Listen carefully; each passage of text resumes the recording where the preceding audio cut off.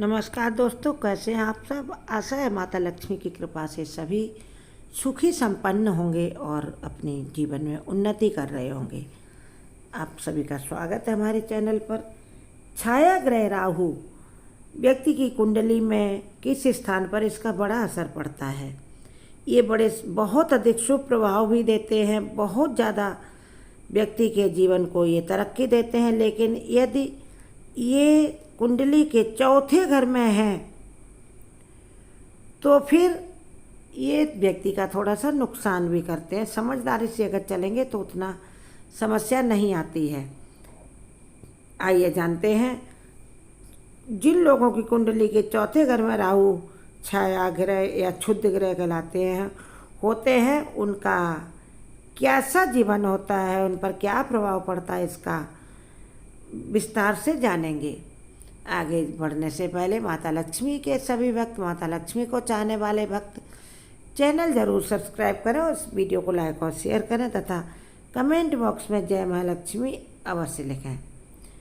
जिन लोगों के कुंडली के चौथे घर में राहु होते हैं, ऐसे लोग घर, दुकान, कारखाने की साफ सफाई पर या मरम्मत पर ज़्यादा ध्यान नहीं देते हैं। सिर्फ वो ये देखते हैं कि क्या प्रोडक्शन हो गया, बस उतने से ही काम रखते हैं, जबकि ओवरऑल हर एरिया में ध्यान देने की ज़रूरत होती है। तो ये साफ़ सफाई या मरम्मत पर ध्यान नहीं देते हैं, जिससे छोटे नुकसान भी बड़े बड़े हो जाते हैं। इसी तरह ये अपनी व्हीकल्स वगैरह का यूज़ तो करते हैं खूब, लेकिन समय पर सर्विसिंग नहीं कराते हैं। यदि हम लोग लगातार चलते रहे, समय पर भोजन ना करें, तो क्या हम सब लोगों की चलने की क्षमता बनी रहेगी। ऐसा ही बिल्कुल मशीनों या गाड़ियों के साथ भी होता है। तो जब व्हीकल्स का भी ये लापरवाही करते हैं तो फिर उसमें बड़े नुकसान हो जाते हैं। कभी कभी रास्ते में गाड़ियां खराब होकर खड़ी हो जाती हैं, जिससे समय भी खराब होता है और उसका मेंटेनेंस का खर्चा भी ज़्यादा आता है।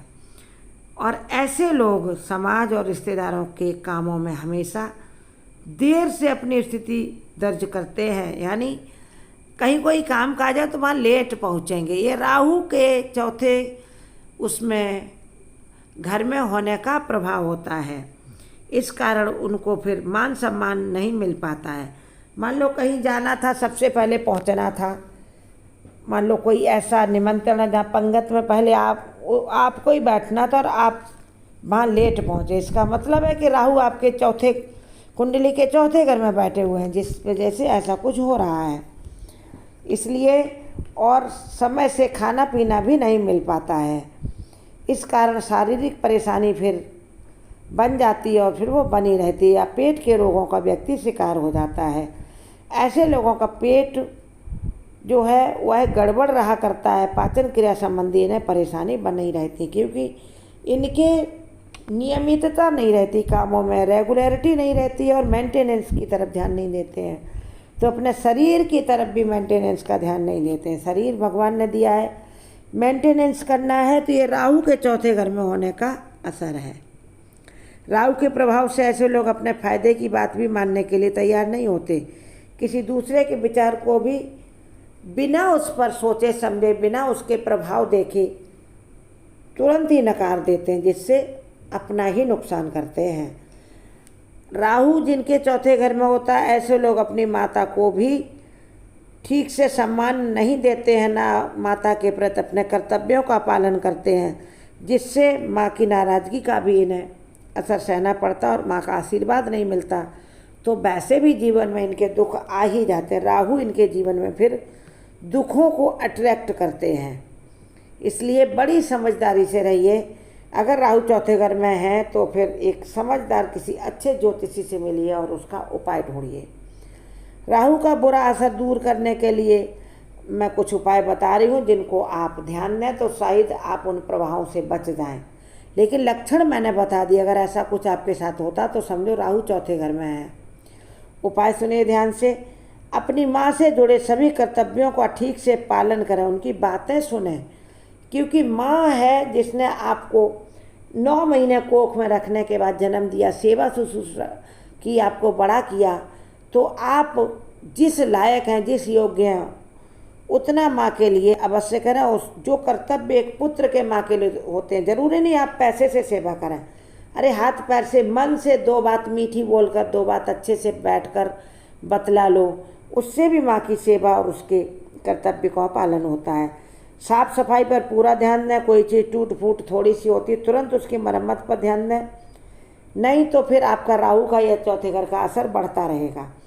कबाड़े को समय से घर से हटाते रहें, समय पर खाना खाएं और समय पर सोएं। किसी भी कार्यक्रम में जाना है तो समय से वहाँ पहुँचें, अन्यथा ना जाएं। दूसरों के विचारों को ध्यान से सुनें और जो आपको फ़ायदेमंद लगे उस पर पहले विचार कर लें, और फ़ायदेमंद ही बताते हैं दूसरे लोग आपको। आपकी स्थितियाँ देखकर दूसरे लोग जब आपको कुछ बताते तो उनको दिख रहा होता कि आपके लिए सही है। बड़े बुजुर्ग आपको बताते, इसलिए उन पर भी आप अमल करें। और एक उपाय करें, शनिवार मंगलवार जहाँ शनि देव का मंदिर है वहाँ नवग्रह का मंदिर भी होता है, कहीं कहीं पास में नवग्रह जहाँ बने हो शनि के पास भी एक सरसों के तेल का दिया जलाएं, जिससे राहु और शनि दोस्त हैं, आप समन होगा कुछ। और नवग्रह वाले उसमें मंदिर में जाएं, वहाँ राहु के नाम का भी एक दीपक सरसों के तेल का जलाएं, उसमें थोड़ी सी पीली सरसों डालना, आपके कष्ट कटने लगेंगे। और राहु के चौथे घर में होने का प्रभाव धीरे धीरे आपके ऊपर कम आएगा और आपका जीवन सुचारू रूप से चलने लगेगा। स्वस्थ रहें, मस्त रहें। चैनल ज़रूर सब्सक्राइब करें और वीडियो हमारे चैनल के अन्य वीडियो पड़े उनको भी देखें, और कथा भागवत में पढ़ती उसको भी सुने। राहु के दोषों का शमन होता रहेगा भगवान नाम जाप से, भागवत कथा सुनने से।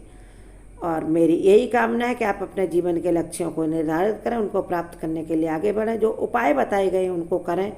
पहले लक्षण पहचानें कि क्या आपके कुंडली में चौथे घर में राहु होने के संकेत मिल रहे हैं, तो फिर जो उपाय बताए गए उनको ध्यान से करें तो आपका समय सही हो जाएगा। क्योंकि